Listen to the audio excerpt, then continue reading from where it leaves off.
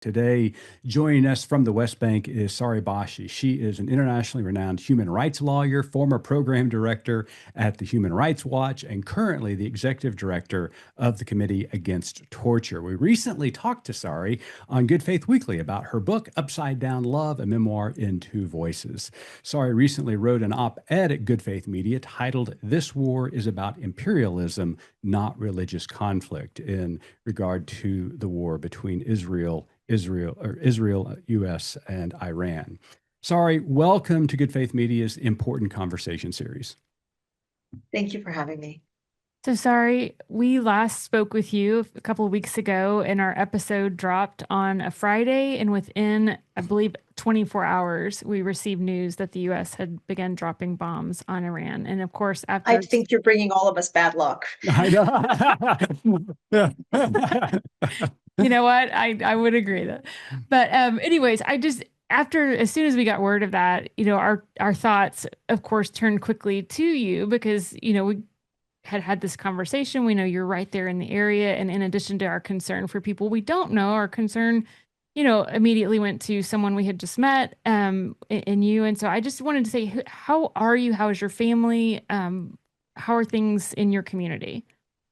Oh, thank you. We're okay. We're okay. So the war is hard for everybody, particularly people in Iran and Lebanon, where hundreds of people have died and hundreds of thousands have been displaced.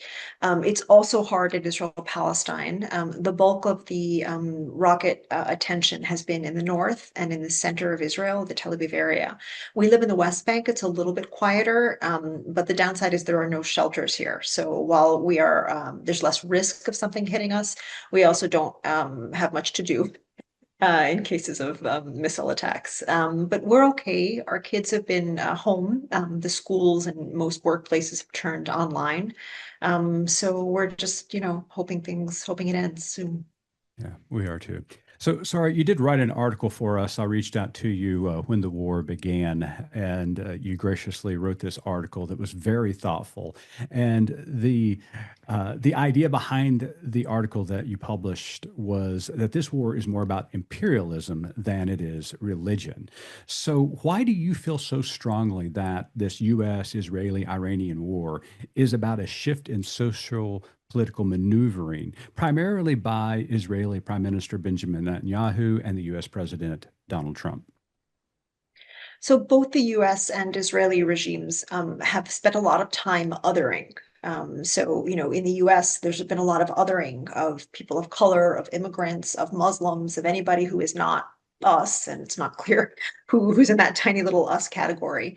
And in Israel, you have a similar dynamic where the Israeli government says that it is protecting Jews all over the world, and that we're engaged in some kind of inherent conflict with everybody else in the region who are Muslim or Arab or brown.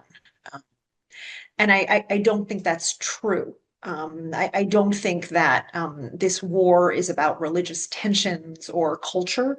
I think it's about two superpowers, Israel and the United States. Israel is not a superpower, but it's an ally of a superpower and very strong regional power, misusing force and using force to dominate.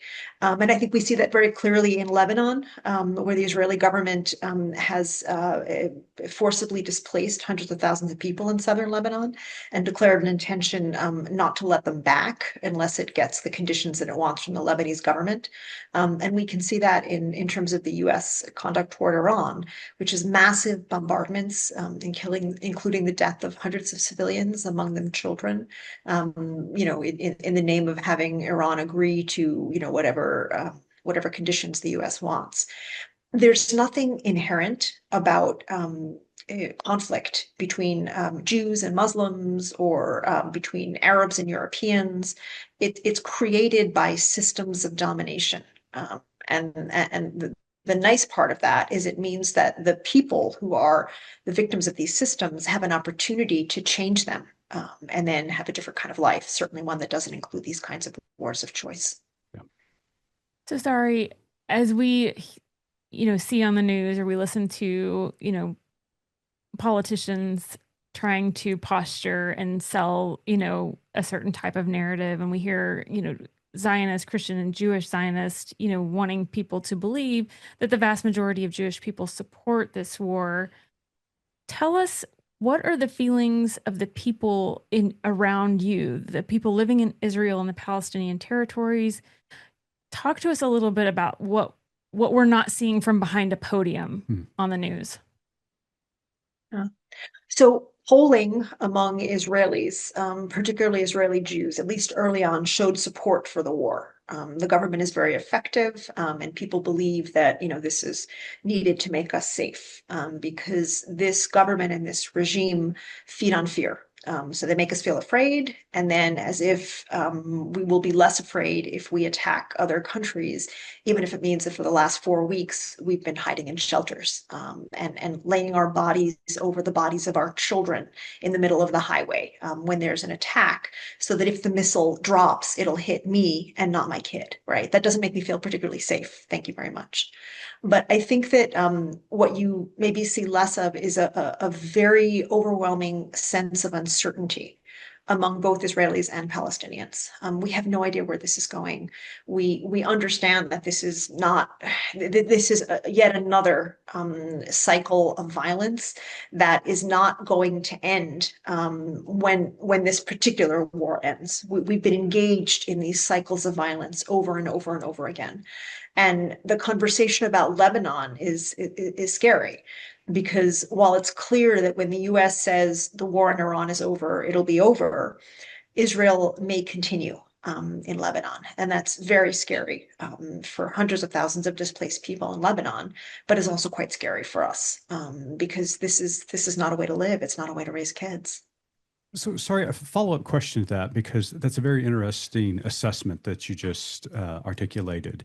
Because one of the things that has been concerning to me ever since Israel began its major attack in Gaza and the continued ongoing attacks in the West Bank, especially among settlers, is that this has felt very much like a land grab by the state of Israel, in particular Benjamin Netanyahu.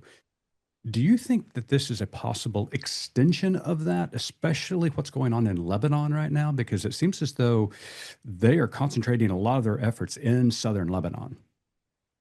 Yeah. Yes, I do think it's part of a land grab, and I think the reason it's being extended to Lebanon is that it worked so well in Gaza and the West Bank. So the first thing I want to say is that while everybody has been fixated on the war, the Israeli government has increased measures against Palestinians. So settler violence is peaking in very scary ways, horrific violence, including Palestinians being kidnapped and sexually abused by settlers, and land grabs and destruction of property, and that is being done while everybody's eyes are on what's going on in Lebanon and Iran. That has been going on with impunity for decades. And the Israeli government saw that not only did the US government not resist it taking over more than half of Gaza and rendering it off limits to Palestinians, but actually endorsed it with a peace plan that made it through the United Nations Security Council, that essentially blesses the Israeli military directly occupying more than half of Gaza and keeping it off limits to Palestinians. So having seen that it worked so well, right now the kind of forced displacement that the Israeli military did in Gaza is being done in southern Lebanon with forced evacuation orders, and the same rationale is being used. In Gaza, the rationale was we're not going to let people enter this area until Hamas disarms. And now in southern Lebanon, we're not going to let people go home until Hezbollah disarms, which is using civilians as pawns in fights against fighters, members of armed groups. It's against the law, and it's also terrifying. One of the questions that immediately rises when a situation like this begins to develop is who benefits from a conflict like this. You've already addressed the benefits that the state of Israel, in particular Benjamin Netanyahu, is getting from this war. Same thing here in the United States with President Trump and his supporters and regime. But now it seems as though there are others who are seeing opportunities for this war. The New York Times recently reported that the Saudi crown prince chimed in, encouraging Trump to continue this war. What are other countries thinking as bombs are falling, in their cities and townships as well? Are there people in countries who are seeing this as an opportunity to maneuver themselves to gain more power, more land, more resources? I mean, first of all, weapons companies, both in the United States as well Mm, as in Israel, are massively benefiting. The Israeli budget has great point. been burst open with defense spending, and the United States is sending even more billions of dollars worth of weapons to the Israeli government, much of it produced by American weapons manufacturers. So it's going great for them. In terms of other countries, look, I mean, the regional dynamics are shifting to an almost unrecognizable landscape. It's not a new thing. Early on, a few years ago, I should say maybe a year and a half ago, when Israel managed to deliver a really hard blow to Hezbollah, it weakened the Iranian influence in the region. It ultimately contributed to the fall of the Assad regime in Syria. And there's a situation where the US is becoming an even more dominant superpower in the region. Almost all countries in the region in the Middle East are aligned with the United States. Iran had been a competitor, certainly also in terms of, renewing diplomatic ties with Saudi Arabia a few years ago and having some warming of those ties. But now that is all being called into question. So certainly allies of the United States are looking to expand their spheres of influence. And the oil companies, there's a lot to say about that, but certainly there are a lot of profits to be made now. With the prices of oil skyrocketing as much as they are, even if there is a temporary hit to some kinds of oil being able to leave the region for export. Sorry, you obviously have such a deep understanding of the dynamics of the region, and I appreciate so much your voice and you sharing your knowledge with us.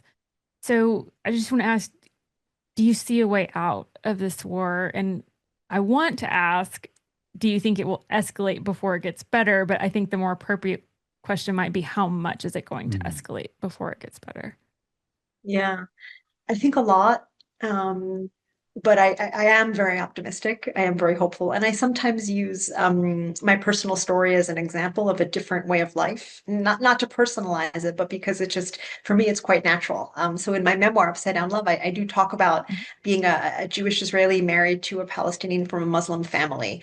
And, even during this war, early on in the war, it was a convergence of Ramadan, which is the Muslim fasting month, and Purim, the Jewish holiday where we make these like special cookies. So we had like a breakfast meal, an iftar meal, where we invited neighbors, and we had for dessert the Purim cookies, haman tashanos, nehaman. And I also prepared a traditional Iraqi Jewish treat. My family's from Iraq, tabit, which is like a special chicken and rice dish. And for me, it's a way of saying that kind of pluralism and tolerance is actually native to this land, to the Levant, to the Middle East. And this kind of construction of identities that are opposed to each other, religious, ethnic, is relatively new.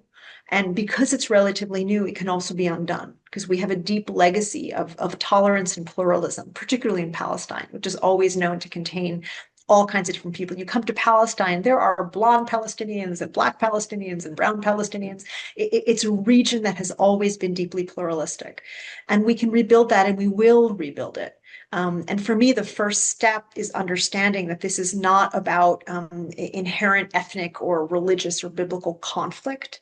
It's about a system of oppression right now in the form of the Israeli regime being one of Jewish supremacy and militarism.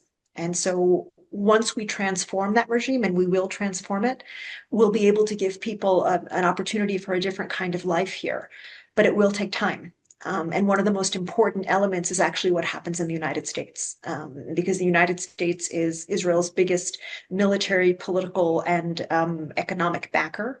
And the kinds of understandings that I see starting to shift in the US, where people are questioning why the US is supplying weapons that are essentially fueling abuses, that kind of questioning has wonderful potential for a sea change in the United States as well.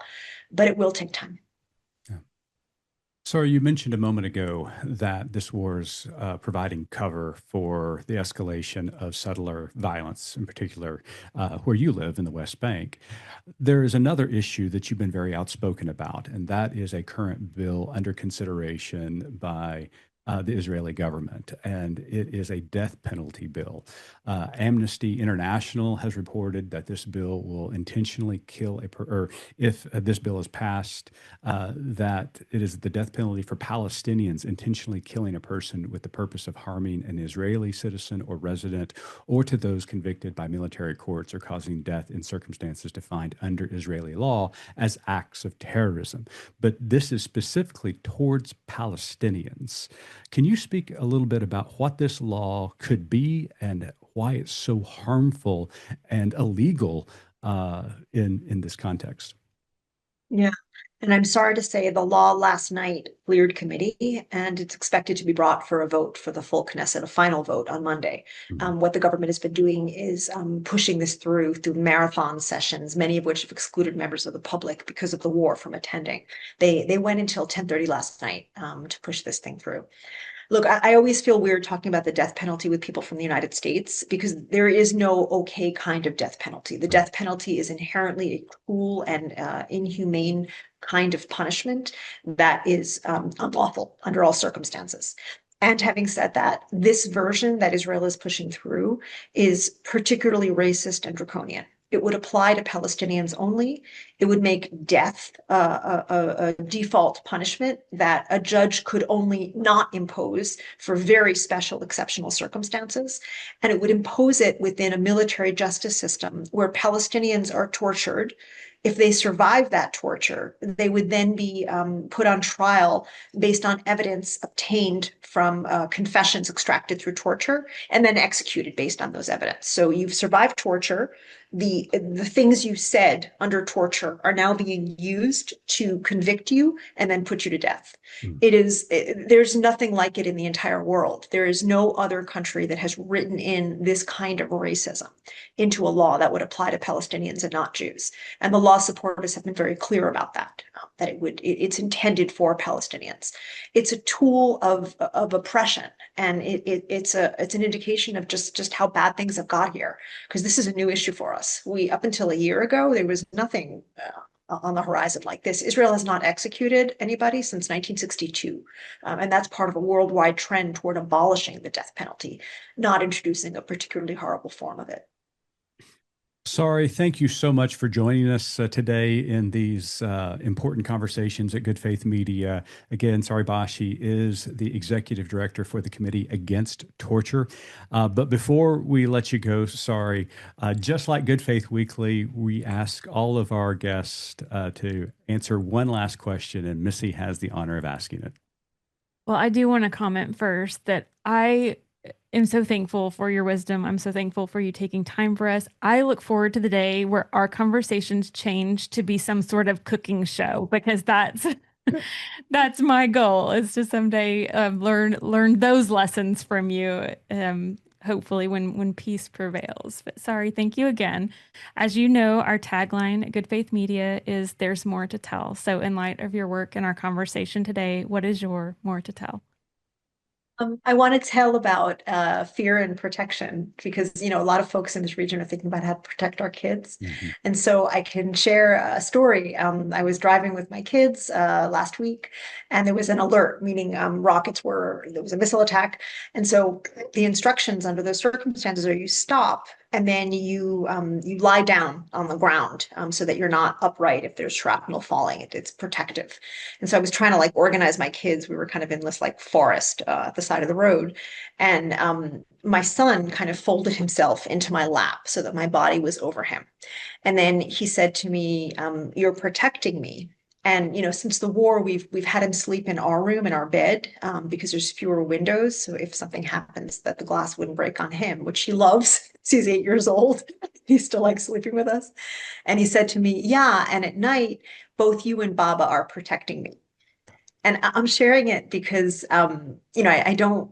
On the one hand, my heart broke that my son feels like he needs protection, and on the other hand, my heart soared because he can still feel protected by us. and I'll keep that up as long as I can. Mhm. Thank you for sharing that. Yeah. It gives me chills. Well, Sari, our deepest thoughts and love and prayers are with you and your family, the Palestinian people, and everybody in that region as bombs continue to fall.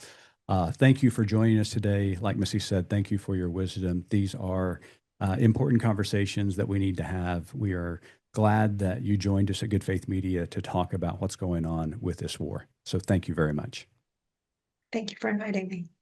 And to our audience, we want to thank you for tuning in. And please check out Sari's article at Good Faith Media, as well as pick up her new book, Upside-Down Love.